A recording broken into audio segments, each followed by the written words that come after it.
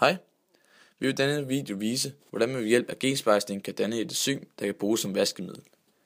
Vi starter med at kigge på øvelsesvejledningen, der siger følgende. Design et stykke DNA på computeren, som koder for enzymen lipase, og som desuden koder for resistens for antibiotikum B. Husk det centrale dogme, når du designer genet. Vi starter derfor med at gå ind på computeren for at designe vores gen, så det koder for det rigtige enzym og kan anvendes på den rigtige måde. Vi starter selvfølgelig med koden for en promotor, der sætter hele processen i gang. Alle de mange baser er bare den pågældende sekvens for de forskellige elementer og egenskaber, som DNA skal have. Derfor skal der komme et kode for ribosom binding site, som bare gør det muligt for det kommende RNA i proteinsyntesen at binde sig til et ribosom i cellens cytoplasma, så protein kan dannes. Bagefter kommer et startkode på for at kunne starte hele denne pågældende proces i ribosomet. Nu kommer vi så til det vigtige, da sekvensen for lipaseenzym skal sættes på, der ligesom er det, som katalyserer nedbrydning af fedt til små molekyler, og gør, at alle pladerne ikke kommer af tøjet. Bagefter sættes stopkode på for at markere, at det var den ene egenskab, som vores gen skulle have, inden vi kobler en ny startkode på. Vores designede DNA skal nemlig også have været resistent over for antibiotika B, da det er med til at gøre vores sorteringsproces meget nemmere, men det kommer vi til senere. Til sidst skal vi have den sidste stopkode på, inden det hele sluttes af med terminatoren, som egentlig gør det stik modsatte af promotoren, der stopper nemlig hele processen. Nu vil vi designe vores DNA og udføre den første opgave, som det kan ses oppe i hjørnet. Vi tager derfor et kig på forsøgsvejledningen igen, der siger følgende. Bland gærceller og design DNA i et reagensglas. Overfør en del af blandingen til elektroporatoren med pipetten. På den måde genmodificeres gærcellerne til at udtrykke det designede DNA. Vi skal derfor over i skabet, hvor vi finder gærceller og nyt reagensglas. Vores designede DNA, som ses i bunden af skærmen, skal nemlig blandes sammen med de her gærceller. Det skal have produceret stof i en vis mængde, så det kan bruges. Det sørger gærcellerne for. Det ved i forvejen, at eukaryotiske celler danner forskellige aminosyrer, der er nødvendige for den enkelte organismes overlevelse, og man har så fundet ud af, at gærceller er det mest essentielle at bruge for at få produceret nogle flere celler med det samme nye designede gen. Man kalder også denne såkaldte gærcelle med det nye gen for værtscellen, og for herved brug for gærcellen, så vi kan få produceret nok enzymer til en vask, så vi kan teste vores produkt. Vi bruger pipetten og sender en ny spids på hver gang, for at være sikker på, at transporteringen af de forskellige stoffer foregår på den rigtige måde, så vi kan få et så nøjagtigt resultat som muligt. Så tager vores blanding mellem vores designede gen og de forskellige gærceller og tilsætter det til elektroporatoren, som ses i bunden. Da genmodificerer så gærcellerne til at udtrykke det nye DNA, og man ser efter en lille film af det, der kaldes for proteinsyntesen, hvor gærcellerne får lært at lave bestemte proteiner ud fra den bestemte kode, som vores designede DNA har. Proteinsyntesen starter i cellekernen, hvor vores nye gen bliver lagt ind til gærcellens anden DNA.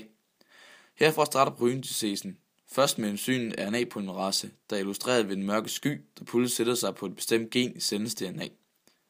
Herfra kommer så en ny orange streng, som er mRNA-strengen. Der bliver dannet inden mellem de to DNA-strenge, hvor den får alle de modsatte baser i forhold til den ene af strengene. Det er skabelonstrengen, og genen kan på den måde kode for, hvordan RNA og det senere protein kommer til at se ud.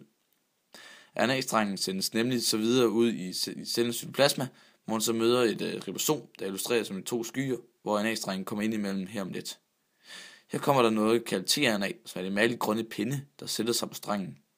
tRNA oversætter 3 baser i gangen, eller såkaldt triplet, til en bestemt aminosyre, som er de gule i toppen, og på den måde sættes en hel masse forskellige aminosyre sammen til en slags perlekæde.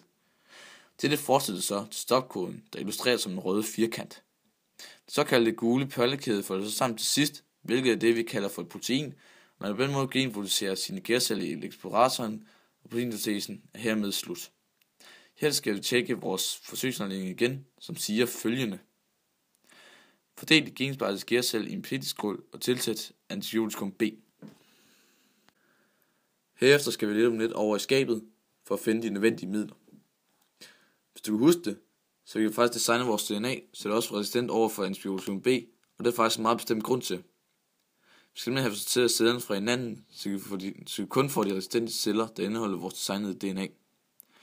Gærcellen producerer ikke kun vores designede gen, men selvfølgelig også alle de andre, som vi ikke kan bruge til noget. Ved at give en resistent over for antibiotikum B, kan man bare blande sine cellekolonier sammen med antibiotikum B flere gange, da vi vil dræbe alle cellerne på det her vores celler med resistens, og vi på den måde kun får de ønskede celler tilbage, som vi skal bruge. Så tager vi pipetten og blander antibiotikum B over vores genmodificerede gærceller, så får alle de overflødige celler væk. Rettere sagt, vi bruger bare metoden, som vi fortalte om lige før. Herefter rydder vi lige hurtigt op og får smidt alle disse reagensglas ud, så vi lige ikke kan bruge til noget mere. Altså vi får lige hurtigt ryddet bordet, så det er klar til at bruge det senere. Vi flytter lige hurtigt vores reagensglas ned i den orange spand i bunden, inden vi slukker for bundsbrænderen og tager vores genmodificerede celler med over i ovnen, hvor de skal inkuberes. Cellerne skal inkuberes, da det bare gør processen hurtigere og dermed mere effektiv. Varme er nemlig en vækstfaktor for cellers vækst, hvilket betyder, at når temperaturen stiger, så bevæger næringsstoffet sig fysisk hurtigere, så gør optagelsen og opsætningen hurtigere. En temperatur omkring 27 grader er den optimale temperatur for de fleste mikroorganismer, så vi sætter selvfølgelig på det. Når ovnen er færdig, så tager jeg vores sækkerceller ud, inden vi læser vores forsøgsforledning igen. Her står overføren cellekoloni fra pigtiskålen til et reagensglas indeholdende vækstmedie og antibiotikaum B. Vi gør det her med bare det samme, som vi har gjort lige før. Vi bruger processen med antibiotikaum B, hvor vi sorterer alle de overflødige celler fra, som gærcellen har produceret. Vi stiger med over i skabet for at finde antibiotikaum B. Inden vi så også tager et tomt reagensglas og noget vækstmedie. Vækstmedie bruger jeg bare som hjælp igen til at få eller sætte hastigheden op på cellernes vækst. Så går vi over på bordet, hvor vi ligesom skal have blandet alt det her sammen. Vi starter med antibiotikaum B, men vi skal først lige have bundsbrænderen tændt. Inden så tager det tomme reagensglas og vækstmediet. Så tager vi pipetten og blander disse to sammen i det tomme reagensglas. Først er antibiotikaum B, inden vi vælger vækstmediet og putter over. Til sidst så tager vi pigtiskålen over på bordet, så vi ligesom også kan få en mængde af det over i den her blanding af vækstmedie og antibiotikaum B.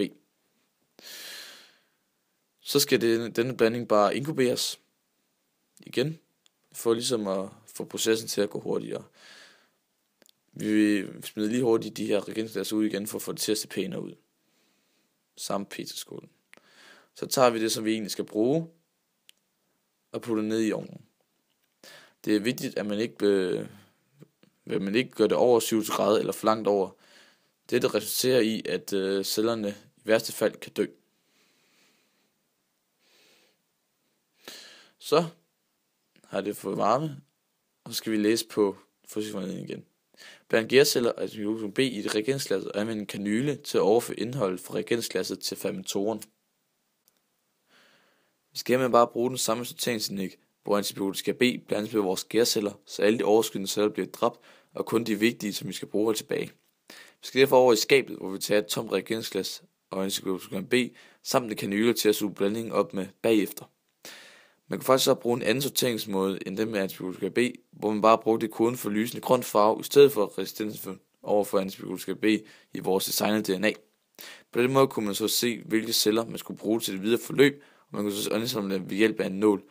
Men det er bare en af alle de andre sorteringsmetoder, som man også kunne bruge. Nu blander vi så antibiotika B og her gærceller i det tomme reagensglas, og suger det herefter op med kanylen. Sådan der. Så slukker vi lige hurtigt for bundsbrænderen, inden vi smider vores reagensglas ud, så vi ligesom får ryddet op.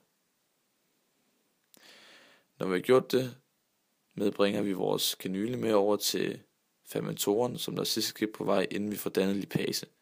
Vi tømmer vores kanyle i fermentoren her, inden vi går ind på selve computeren og sætter pH-værdien på 5, inden vi også får temperaturen til at stige, så det bliver varmere og bedre forhold. Så ser vi, om produktet så bliver dannet. Ja, vi har fået oprettet lipase, som vi så indsamler og har her forneden nu. Så går vi ind på forsøgsvejledningen, hvor vi ser sidste skridt. Fordel det oprensede lipase i 5 reagensglas. Test effektiviteten af lipasenzym ved at tilsætte prøv forskellige koncentrationer. Vi går herved hen til skabet for at hente 4 nye reagensglas, så vi kan fordele vores lipase ud på 5 prøver. På den måde kan vi teste vaskemidler ved forskellige koncentrationer, hvis det altså bliver nødvendigt.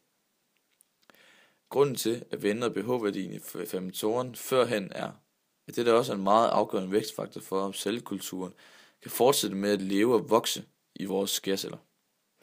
Den stod på 7 i forvejen, hvilket faktisk er det bedste for bakterier. Men da vi havde med gærceller at gøre i vores eksperiment her, vidste vi, at den skulle sættes på 5 i stedet for. Så her blev vi nødt til lige at tage pipetten, for ligesom at fordele vores lipase på de her 5 prøver. Sådan. Og sådan. Så skal vi have vores 5 prøver på os, inden vi tager dem med ind i vaskerummet for ligesom at afprøve dem. Sådan. Jeg kigger lige på forsøgsvejledningen for lige at være sikker på, at det er det rigtige, vi gør. Ja. Så stikker vi lige vores forskellige reagensklasser op på stativet for ligesom at få et bedre overblik. Og her var det så, at man skulle afprøve sig frem. Vi valgte så bare at tage den på den højeste koncentration til at starte med, altså 1000 mg per liter. Det giver selvfølgelig et rent resultat. Men det vigtigste er, at man skal ramme lige godt i det enzym, så tøjen bliver rent. Det ligesom er meget omkostningsfuldt, og det ligesom er billigere og nemmere. Men trøjen bliver ren, så vi er hermed klaret opgaven. Jeg håber, du kan lide det, Jesper, og tak fordi du så med.